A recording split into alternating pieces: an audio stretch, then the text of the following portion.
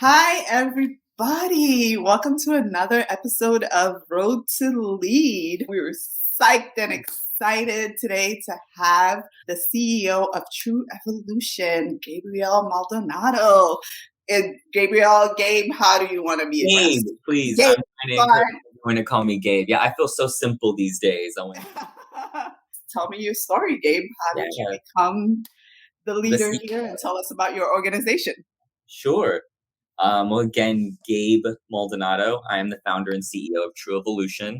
In about a month, we will be celebrating 14 years. Yeah, Wow. I started the organization when I was 19 years old. I co-founded it with a group of my peers in undergraduate, and I went to the University of California, Riverside. So go Highlanders! And proud to have been a product of the UC system, the University of California system. A group of us came together and just had this vision for young people. At the time, we were young, but that young people, people of color, would be able to form an institution that would be for us, by us, generating programming that was in the needs of the youth of that region. And the region that we would school in was Riverside Mhm. County. We're also known as the Inland Empire with our sister county, San Bernardino. So San Bernardino County, that some folks have heard of, Riverside Mhm. County, we make up what is sort of colloquially known as the Inland Empire. For those who know Palm Springs, or you've heard of Coachella, Bacatella, that is Riverside County. That's about 35 to 45 minutes away from my office. So those that are familiar Mhm. with those cities, that you've been to Riverside County if you've been there. And today the organization has really evolved. We started off as an advocacy group, and now for the last almost 7 to 8 years now, we've been focused on direct services, offering mostly HIV, STD prevention services, and we've expanded our infectious disease prevention to now include COVID. So we do both Okay. COVID testing, education, and vaccination. Then we moved and expanded and realized that the population we were serving had other needs other than these sort of Mhm. preventative needs. There were actual real issues occurring in real time, things like housing, things like mental health. And so we have a Mhm. mental health clinic that is bilingual in both English and Spanish. We have an emergency housing program, and we are really excited to now become housing developers. So we're building housing for the first time, and Oh, my goodness. creating a new model for what we're calling a community campus, a Okay. place where multiple services, clinical, medical, wellness, housing, workforce, can all be Wow. located on a single parcel of land. And it could hopefully ease social determinants of health for the population we serve. So that's in a very brief nutshell. 14 years. Wow. I'm originally from Los Angeles and have been a community organizer since I was 15. Professionally as a community organizer, I say that because I really got to work within institutions and really got to learn from other institutional and organizational leadership at a very early age around community organizing and community mobilization. And I'm really glad I get to bring that to the work I do today. What I really like about the story of your organization is that you started with a need, but you weren't so married to this is the only way that this can happen. You allowed what the community needed to direct how you were going to evolve your organization. Can you just talk a little bit about how that evolution took place? So, from the community organizers, but then looking a couple of years out, you said actually the people that we serve need something else from us. How did that decision come about, and what were kind of the conversations that led to that? When I moved to Riverside County to start undergrad, this was Mhm. about 9 months before I founded the organization. Mhm. I exited off the freeway to the university, and I was greeted by a host of signs that's in front of a local church uh, Mhm. that said, "God hates faggots." And this was in 2007. And for those that are remembering sort of the LGBT movement, that was the height of the Proposition 8 campaign in the state of Mhm. California. That's where the H8 hate, and people got that Right. from. That's where it came Okay. from because of Proposition 8 in the state of California. And this was a ballot initiative that sort of codified the definition of marriage as being between a man and a woman, Mhm. a cisgender man and a cisgender woman, to be Mhm. specifically. This was the reaction of our populace. And for those that were in California, you remember that the ballot passed. Mhm. This was a vote of our own citizenry that agreed with much of these sentiments. Mhm. And this was before I had come out. I was not out. Gotcha. I was Okay. not an LGBT activist. This was not an LGBT organization. I was not Mhm. on LGBT rights. That was not what we were doing. I Okay. was focused on youth, young people, the issues impacting young people. And I Mhm. think to what you said a second ago, what I've always tried to do is recognize humbly that there are a lot of people that have been doing this work long before us. There are a lot of Mhm. people that continue to do this work alongside us. What I think is important for us to do is to identify the small gaps and cracks and the areas where there is disparity. And in Riverside County, during that time and for Mhm. many years thereafter, still, Mhm. Riverside County has never been a safe place for the LGBT community. Mhm. Not a safe place. And San Okay. Bernardino County is not far off of that. And we are some of the founding locations of KKK chapters in our area. And even the Anti-Defamation League has the most number of individual hate groups being located in the state of California, the most number in anywhere in the United States. Most number of Wow. individual hate associations and groups. And Wow. so you come to a place like Riverside County, which is as bright ruby red as can be and is turning purple every day. You begin to recognize that your advocacy is falling on deaf ears. You begin to Interesting. realize that you're spending 3, 4, 5, 6, 7 years beating Mhm. the drum, meeting with city officials, talking about changes to city charters, trying to advocate for the inclusion of certain policies that make it safe for trans folks in local school bathrooms. Um, Mhm. you're trying to advocate for all these things, and the progress that is being made is so slow. And Mhm. mainly when it comes to the access of services. So when you talk Mhm. about accessing critical life-saving medication like antiretroviral therapy or psychotropics for mental health conditions, or if you talk Mhm. about pre-exposure prophylaxis, a drug that can keep people from acquiring HIV by up to 99.9%. And you talk about the risk to Okay. sex workers, the risk to those that are in abusive and violent relationships. These are life-saving medications and services that are really needed for our community. And for there to be, for white supremacist energies and historical racist institutions to continue to perpetuate these disparities by Mhm. restricting access and having policies that harm communities, you begin to recognize the need for you to just go about the business of creating things yourself. And I think there's a documentary that talks about the education system called Waiting Mhm. for Man.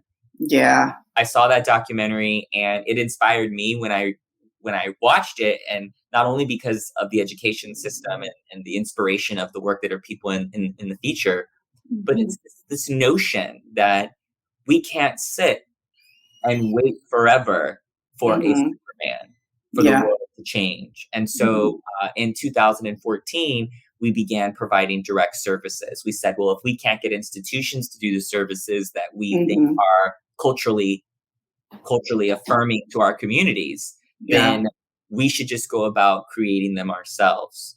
And I think now we're moving into a new season where we would like to participate in the building of infrastructure and Mhm. creating whole ecosystems for our community. And that for us looks like permanent supportive housing, building these collaborative kind of workspace centers where we can have different organizations offering services on a single Mhm. parcel of land, including medical services, mental health Wow. services, harm reduction. Most of these services will be provided by us, but creating Mhm. space and place for other entities to come in and create an ecosystem of services and programs for our Yeah.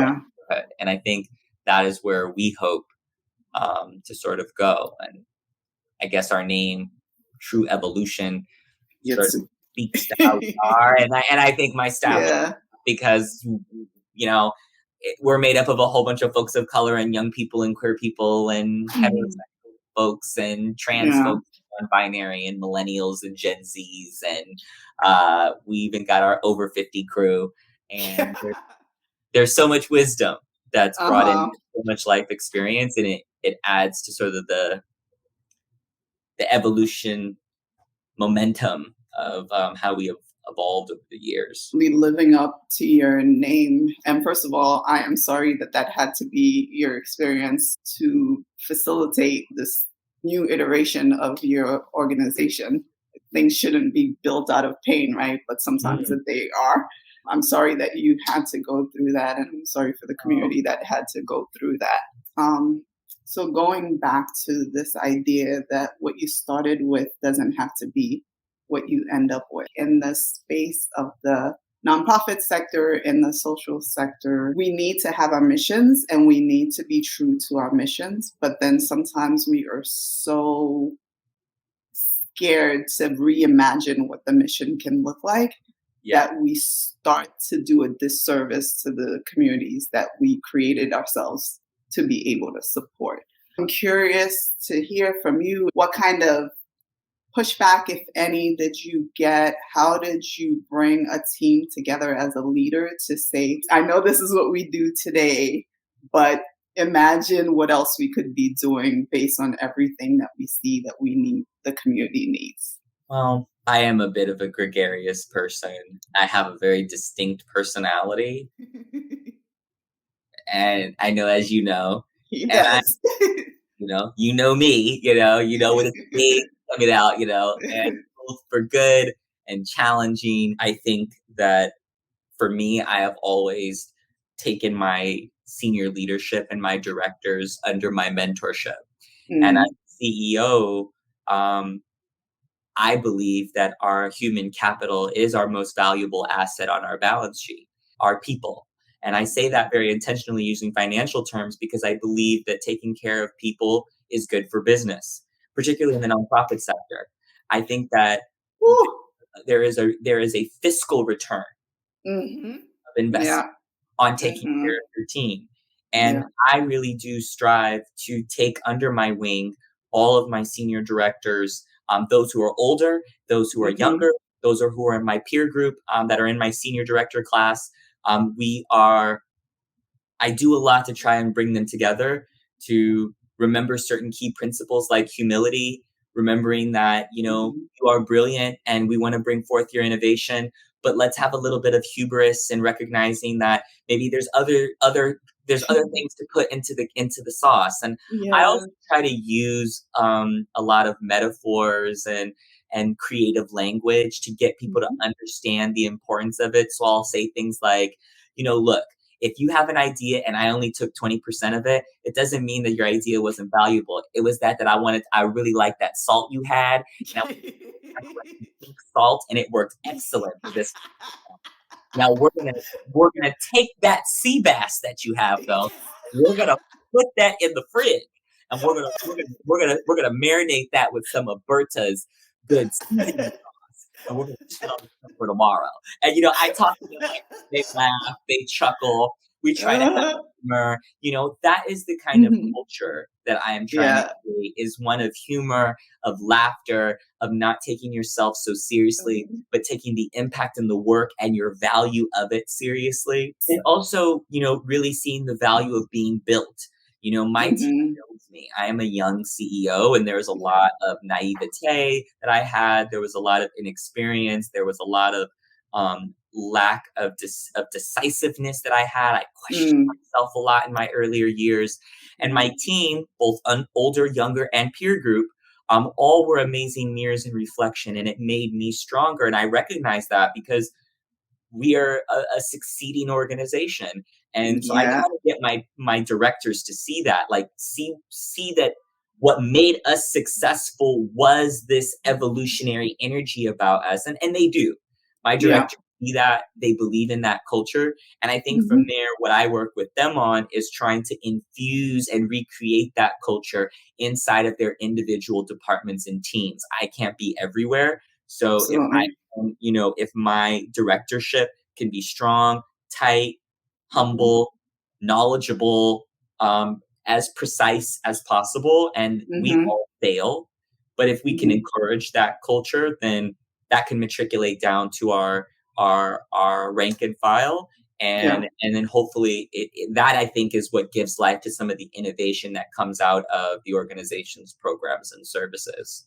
It definitely starts at the top. You're setting the tone for what kind of organization and what kind of energy you want True Evolution to have, and then inviting your directors along, who then invite the staff along, and together you're creating that kind of space where you're evolving and innovating.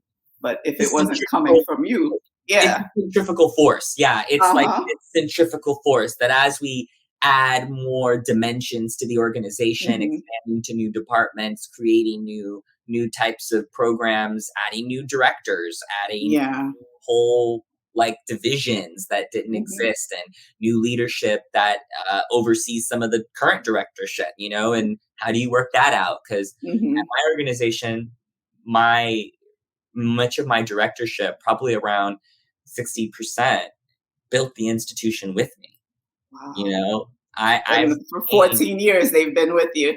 I've retained most of my directors Yeah. over the years. They stayed with me over the days since they were receiving $500 stipends, Wow. Okay. you know, like that Yeah. kind of stuff. We're all in Mhm. undergrad and I can pay everybody, like I make an $800 stipend and they make $100 stipend. And we're just like, okay.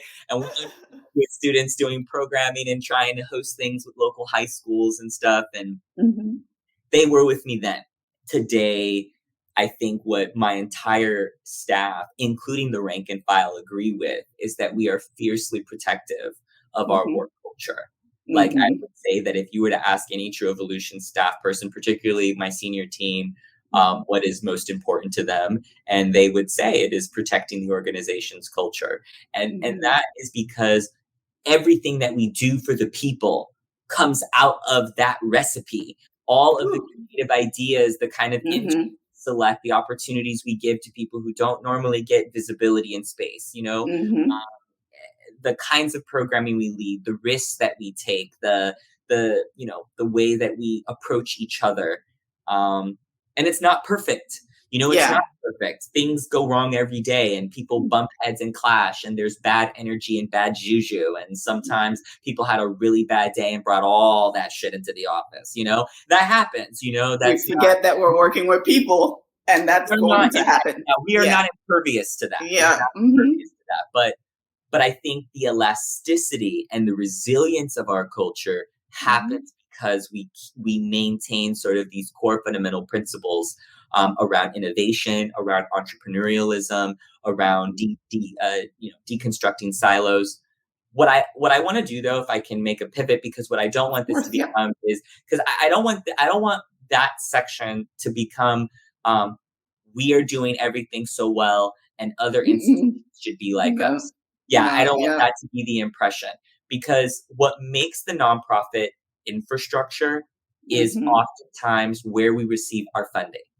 And so Yes. if you have the privilege of getting unrestricted dollars, you have very Mhm. generous donors, they give you the flexibility to kind of be innovative and creative and to do that, then you can do that.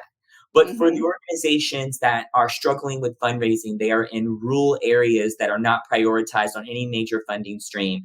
They Mhm. 80% of their operations is made up of governmental grants. Uh, Mhm. these sorts of realities for nonprofit leaders and institutions, to which was our reality just a couple years ago. All Yeah. innovation is new in the last 3 to 5 years. Mhm. The first many years, it had to be just business and follow the grant and execute the scope and hit your goals and Mhm. objectives. And over the years, you find a path to liberation and freedom as an organization. You figure out a way Yeah. to diversify your revenue in such a Mhm. way that you could be a little bit more free in your approach. But I really want to just say that the root of the problem in creating institutions like this is I don't lay the blame inside of the organizations fully. Mm-mm. I recognize that we are byproducts and manifestations and augmentations of a system that we are dependent on for our survival and for the resources that we need to redistribute to our communities. So Mhm. we are shifting and changing to meet the needs of our funders. And many times you end up creating a culture that is rigid and linear and stagnant Mhm. and siloed because that is what the whole system is causing you to do. And you layer on that board members, boards of directors, Mhm. governance, You lay on top of Mhm. that your own senior staff who may not have the same vision as the CEO, and you Mhm. arrive at an institution that is meeting so many different rules and expectations that there's very little room to be innovative. And I think it has been a very exhausting feat to Mhm. try and bring your board, your organization, and your funders along this cultural journey together. Mhm. And it's one that we are still working on every day. I appreciate you reflecting on the difficulties of the system that we operate in as nonprofits. It is a challenge when you have to stick to the model of the hand that feeds you. I think now there is more conversation with the funders around how much do you trust the partner that you're funding? How much do you actually believe that it's a partnership and not a handout, where we're coming together, solving an issue that we say matters to both of us. You're coming in with the funding resources, but we're coming in with the expertise. We're coming in with the relationship with the people, and together we're solving this. And I think it has been a challenge just for the sector overall to get funders to be able to work from that mindset, and also to get nonprofits to not come in from a deficit mindset, right? That you are not coming in as the child and this is the parent. No, we're coming in as equals, Yep. and the money doesn't make the funder above you. The money is just a different type of resource that the funder is bringing to the table. But I do appreciate you just reflecting that it can be very challenging within the context of everything that we've been dealing with historically for nonprofits to be able Yeah. to be creative and to innovate. When you think about the first pushback potentially that you had with a funder and how you navigated that, can you give some example that might be helpful for somebody who could potentially face the same thing? The mindset that I think is important to go into it with is you shouldn't just be chasing the money, and that Mm, you are going to want to ensure that whatever dollars you are seeking or mhm, whatever dollars that you are being solicited to receive, mhm, that it is in alignment programmatically with your mission statement, with your approach, with your administrative capacity. So, I mean, I was just talking about that with my head of development earlier this morning about how we have some funders who ask us 6 questions and just mhm. really want a 1 hour conversation Oh, and wow. will give us a 6 figure unrestricted donation. Woo. Happened. Okay. Okay. That took that took Where are the unicorns? it's funders you know. It's funders Oh, you know. Oh, it's funders oh, you know. oh, okay.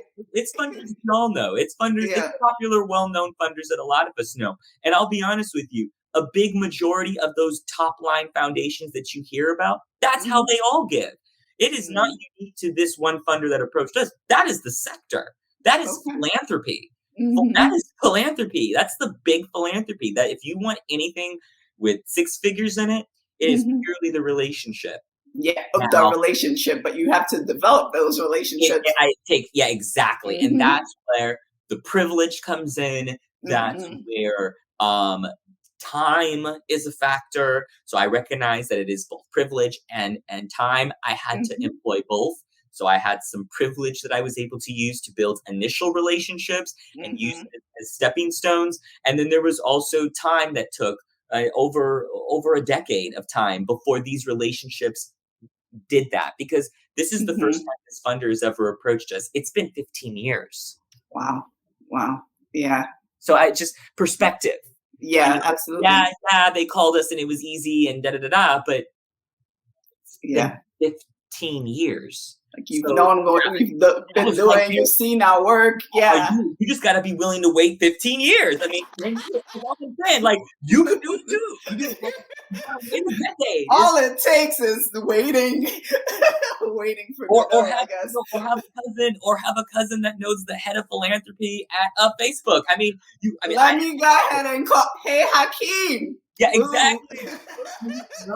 With hook me but up, boo. yeah, and I don't know anyone in the tech industry, so I'm putting a plug out there for anyone in the tech space. I'm trying to know who the Facebook philanthropic heads are, because they got that money. But But I think for the relationships that we have been able to garner, the advice that I would give Mhm. is don't make a relationship with the institution at Mm, first. okay. Make a relationship with an individual at first. Yeah. Now, eventually, there needs to be an enduring relationship so that if this person leaves, if you Mhm. leave, or if leadership changes, Yeah. you have a relationship where the institution knows your institution, and then the support for the work that you are agreeing to collaborate on can continue. But I Yeah. do think as a way to get in, your initial entry, your foot in the door, is that Mhm. any of these folks at foundations and giving bodies, they're at the bar with you. Yeah. You didn't know. The shots being thrown back, one of them is the vice president at Wells Fargo. It's right over there. They're sitting over there. And I say that Mhm. hyperbole because Yeah.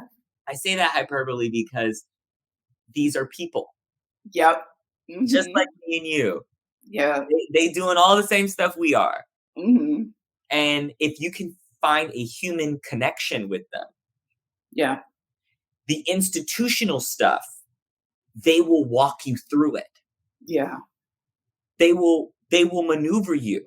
Mhm. You know, the number of funders I've had that says, "Child, let me take you down this yellow brick road real quick. This, do this, put this here, ba ba ba ba ba ba ba. We Uh-huh. believe in your work. We've toured your facility. We came and Mm, met with you. We met with your staff. You invited us mm, to the volunteer luncheon. You never asked us for money. You just mhm, always brought us into your space. We got to witness your work. We know your CEO. They know our CEO. You know what? mhm, Let me walk you through this." mm.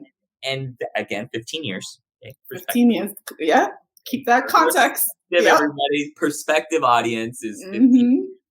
But I'm just trying to talk to you real that has at least been some of the strategies I've done is that many of my funders, I really respect these people. And I would say 75% of the funders, when I say the funders, there are Mhm. specific individuals in those institutions that I consider a mentor.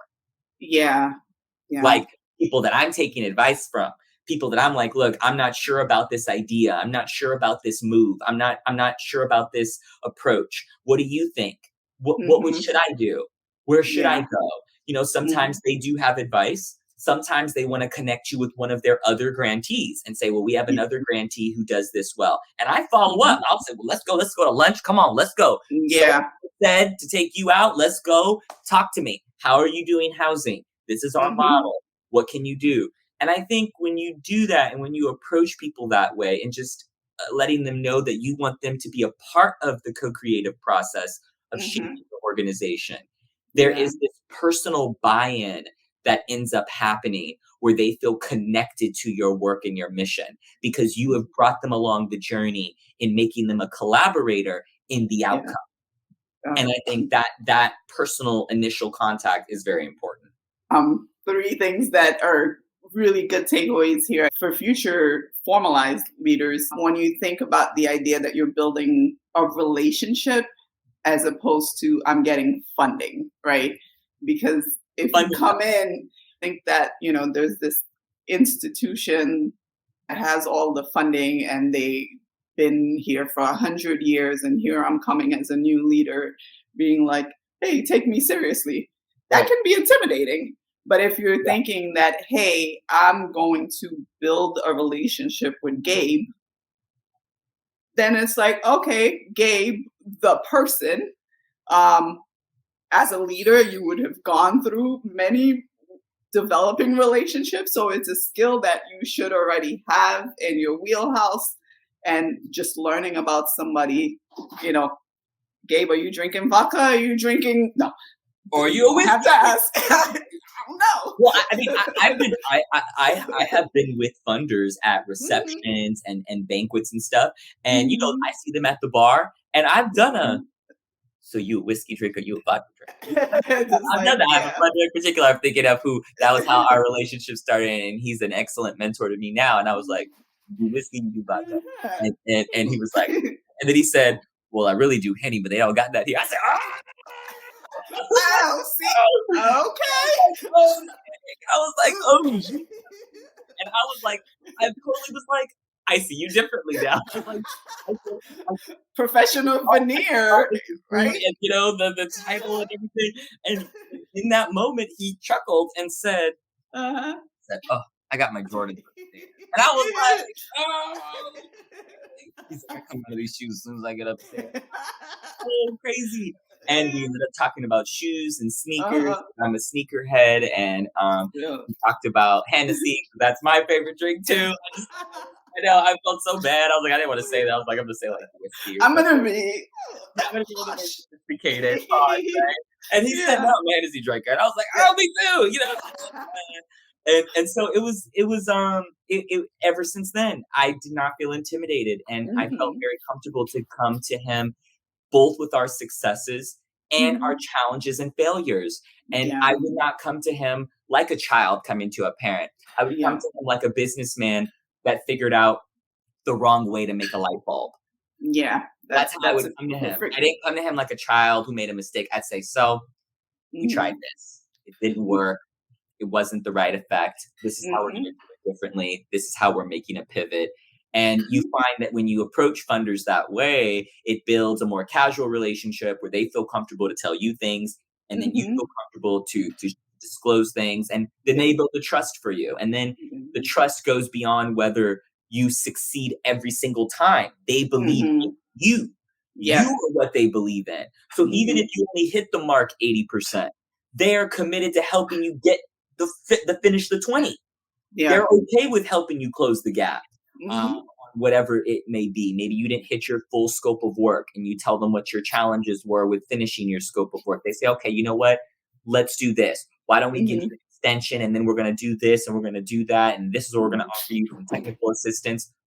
And you find that that's really what you wanted, and it came because you were just transparent and honest, and there was a history of the relationship of casuality that had been built before Yeah, that.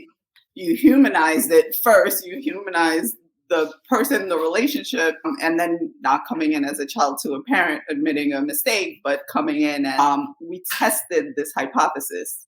And the result that we were expecting didn't go that way, but this Right. is how we changed it, and inviting you to provide a different perspective on how we can move forward from that. I think that co-creative process, something that needs to be built in the relationship with the funders. Otherwise, we run the risk of this is the year, it's over, we didn't meet these projected outcomes, and then everything is failed. But what about the 80% that worked? And we can be building off of that. And what about everything we learned from the 20% that did not? I do appreciate you reminding us again that this is a relationship and you're collaborating with the Yeah. funder and you're each bringing in different types of expertise, but you're both coming in as experts. And they want that too.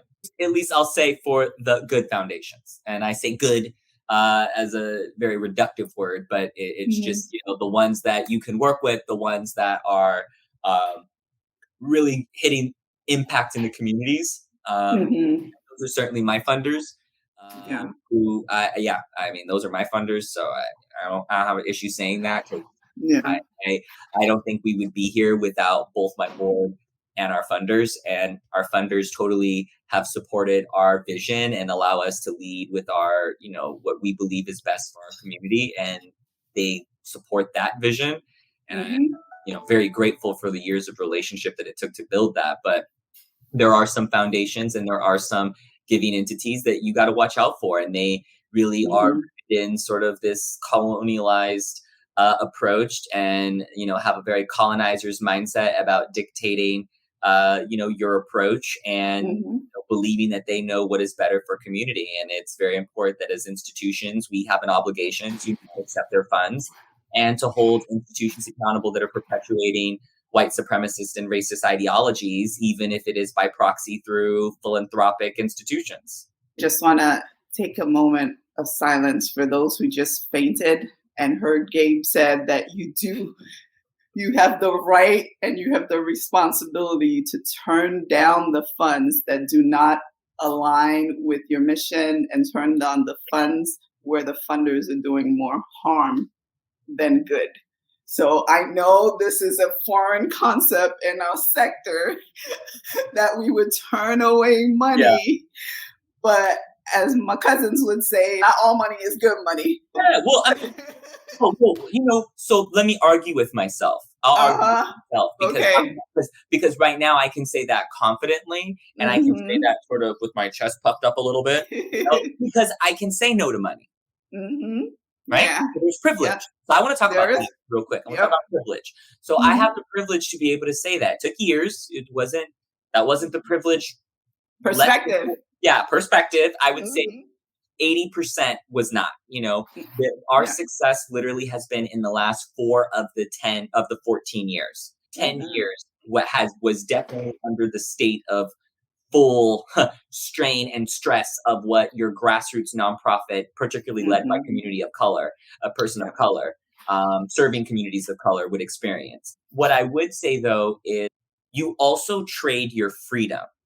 So Okay. it isn't just I have the privilege. There was a time where we didn't have the privilege and we still said no, or we still shifted away, or declined, or didn't Mm-hmm. respond. And the main reason is because it was going to make us be off mission. And we were going to end Mm-hmm. up having to take on and build programming that was not in our mission. We were not passionate about it. It was nothing that anyone at the table wanted to do on a daily basis. Mm-hmm. But we needed the money. Mm-hmm. And so we had to figure out other ways to secure, and we made our first really great unrestricted relationship around that time with our first funder, who gave us, $75,000 of sort of general operating support. And Wow. at the That's time, great. that was a truckload. That was like, Yeah. oh my gosh, like Yeah. Grassroots organization. oh, Yeah. we made it. It was like, oh, people. You realize $75,000 doesn't even cover one manager's salary. Look. Right, I know, but we were really excited at that time, and there were other funders that we had to say no to, and the main reason is because for the organizations that I work close with, that I am really close with their executive directors, I know a couple that have taken Mm-hmm. that they don't like that money. They pay Mm-hmm. the bills, Mm-hmm. payroll goes through, Yeah. it's fine, but they cannot stand the funder. They cannot stand their meetings. They actually told me that they feel like physiological anxiety every time the check-ins come in, and that the whole office, that particular program department, people start calling out sick, people get very Wow. available, and that this Yeah. particular funder is very difficult to deal with, but accounts for like 5 full-time FTEs, in a Woo. year, Yeah. right? So, you also don't want to take the money and say, okay, well, we had to do it because we had to pay the bills. And then you find yourself regretting it, being miserable in your institution, and then ultimately losing staff who want to go work somewhere else because they're sitting on this 5-year contract or 3-year contract with the fund Yeah. that they cannot stand. They have to be subjected to this for 3 to 5 years. So Yeah. then you have attrition, you have people who don't like what they do, you become miserable. And Mm-hmm. so there's so many reasons why you want to be cautious of the funding you take.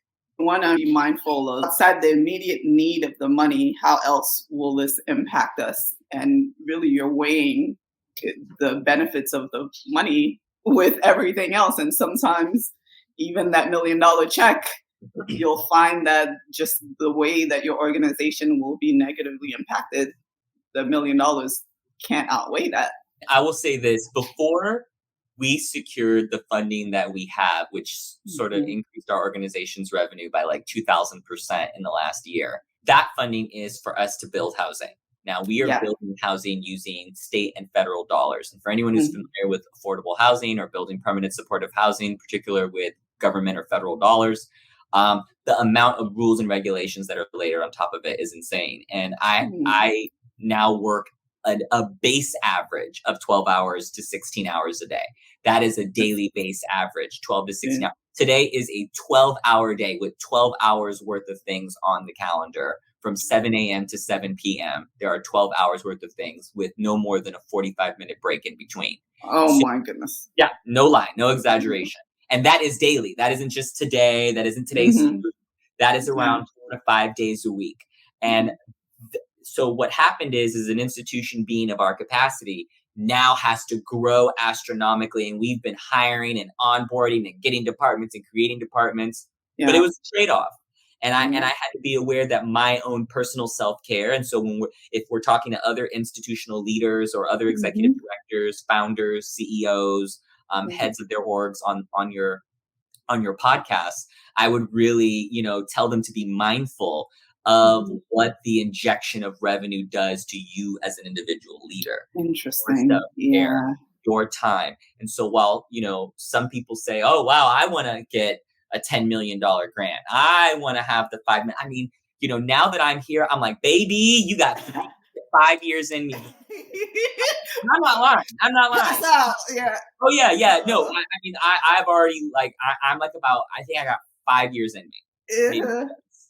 I got like Mhm. 5, 6 years left in me, and after Mhm. that, I need to wind down my life. Like I need something, and Yeah. I'm not that. I'm young, but I've Yeah. been doing this for so long, and it doesn't matter how old you are to Yeah. take on the responsibility of being a nonprofit CEO that takes on dollars of that size. It Mhm. will wear and deteriorate at your own mental health, at your own physiological health, at your own spiritual health, your sexual health, your emotional health. Mhm. It eats it Yeah. all. And, Yeah. and so you, as for your listeners who work in these institutions, don't just think about the B2B aspect, the business to business aspect Mhm. of it, between your funder and you, or your funder and you, the institution. But Yeah. think about that relationship of how the work will impact you as an individual. That's interesting. Yeah, because I don't know that we often think about it. I think we just think about the impact on the organization, but individually, Do you want to take more calls? yeah, So I yeah. mean, like you could do and take on this funding. Got it. Okay, cool. Sounds good. 10 million. Love it. Mhm. So that means 5 to 10 more 45-minute Zoom calls per week is okay, and you are signing up for that. Yeah. Like how you translate it. But that is very true when you think about it. You think about it kind of in the ether, but you're not really thinking about the very practical translation of that money. The responsibilities do fall on you. So you're jokingly, but not jokingly, talking about another 5 years in you before you have to wind down. As we're winding down to our last question, I'd love to hear from you about what that succession planning process looks like for your organization. Obviously, it seems like you have a very tight senior leadership team that you've been mentoring and really helping through. So, can you just talk to us a little Yeah. bit about succession planning for TruEvolution?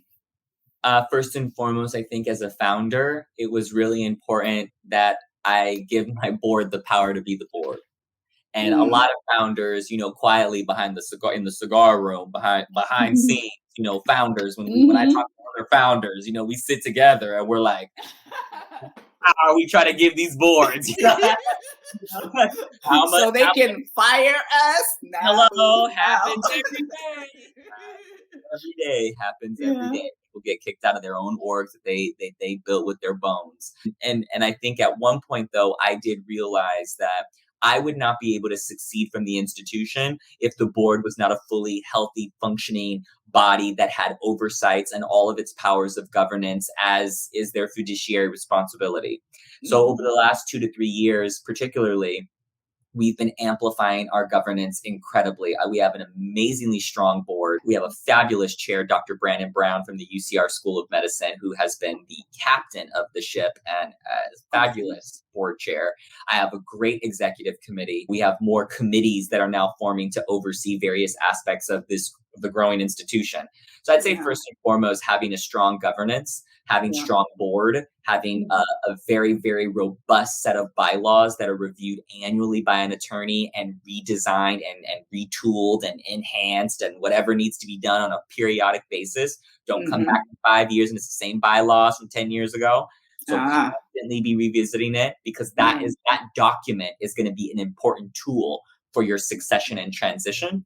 I Hmm. would say internally, from a management perspective, I'll just be frank. I believe in promoting from within. I don't Hmm. know what people think about that. I know that the headhunting firms don't like hearing that. I Oh, we know. don't. So we're just gonna disregard the people who've been. doing this amazing work and just say, Yeah, I mean, I don't know. Like, I don't know. mhm, I don't know. I don't really care what people think about my opinion on that. It really doesn't matter to me. I mean, wow, if you philosophically believe that you need to go out and do executive searches and headhunt because such and such and such and such, then what were you doing? the Then responsibility is on you. You weren't, yeah. what were you doing? Like, what Mm, was going on? You should have someone inside your ranks who you hmm. have been mentoring and guiding, who knows. I would say that I have a couple of staff members who That's could take on that role. I have more correct. than one option. Yeah, I have more Yeah, than one option, I think. I think they know that because that is our culture. I think they know I yeah. would never have the audacity to, to like bring someone Yeah. external. I think it will be someone promoted from within. I Mhm. think their next 6 years we'll see how my professional development of the whole leadership class goes. Yeah. And if the ones who I think have the potential to do it, if they see it for themselves, and Mhm. and if they meet the needs of the leadership challenges that I put forth for them over the next 6 years, then and the board is with me on this. Yeah. The board agrees. My board has a similar philosophical thinking as I do, and I think we will probably see about we will consider people from outside of the ranks. I don't Mhm. know if we're going to open it up as a full search, but Yeah. I do think that it will be from within. As far as succession planning, I Mhm. would say that there's three key things I at least have been striving for my organization. Is one, that we own land. Okay. That's Two, that there is at least 6 to 7 streams of revenue. When I mean streams of revenue, I mean contracts, grants, or some sort of consistent income from some sort of fee for service or business mhm. innovation that you create. But about 5 to 7 different lines need to be coming That diversification of them. Yeah. up. And then Mhm. 1 year of reserves.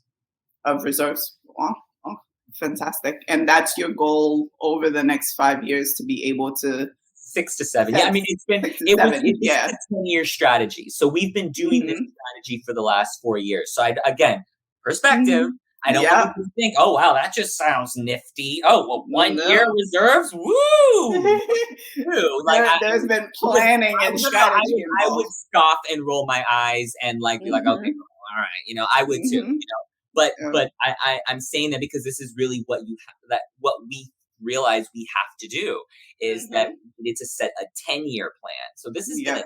10-year plan. It's a decade plan. We are Mhm. in year 4 of this Okay. plan. And we're moving at a really great pace, but I definitely see about another 6 years before I feel at least all of the things are in place to where I could succeed at it, have a successor and lead the organization in a way where I can come back in 10 years and she'll still be doing exactly what she was doing, hopefully much better than what I did.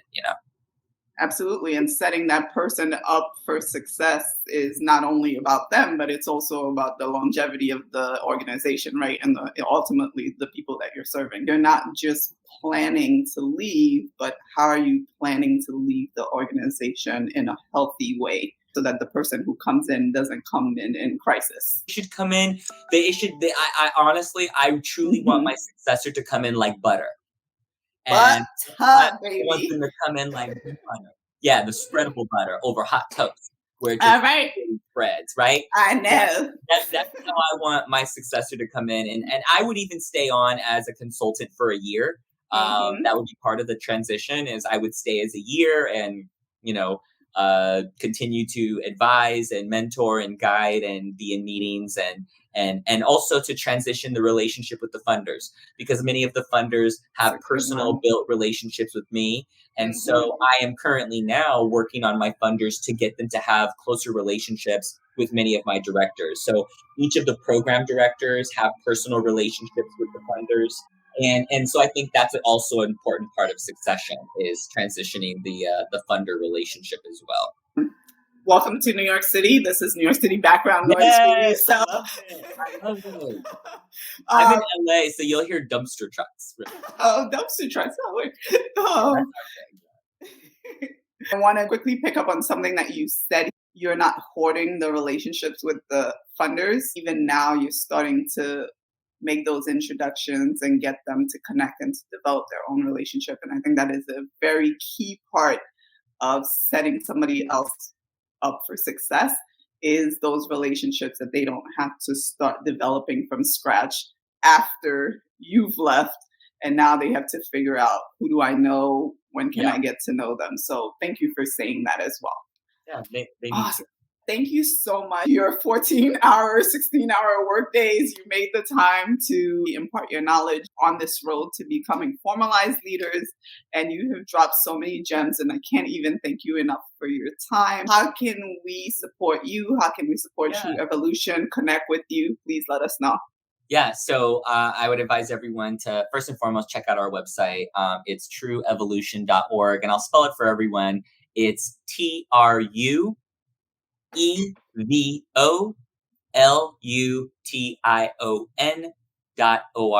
So it's True and Evolution, but there's just one E that connects TrueEvolution together. So that's all you got to think about. True Evolution, one E. And TrueEvolution.org, and also at TruEvolution Inc. INC after TruEvolution. So at TruEvolution Inc. on all of our social media. Thank you, Gabe, for your time. We'll include all of your details in the show notes. And thank you for making time for us. And you're invited back anytime you want. Absolutely. If you can ever make it. Yes. All right. All right. Thanks, Gabe.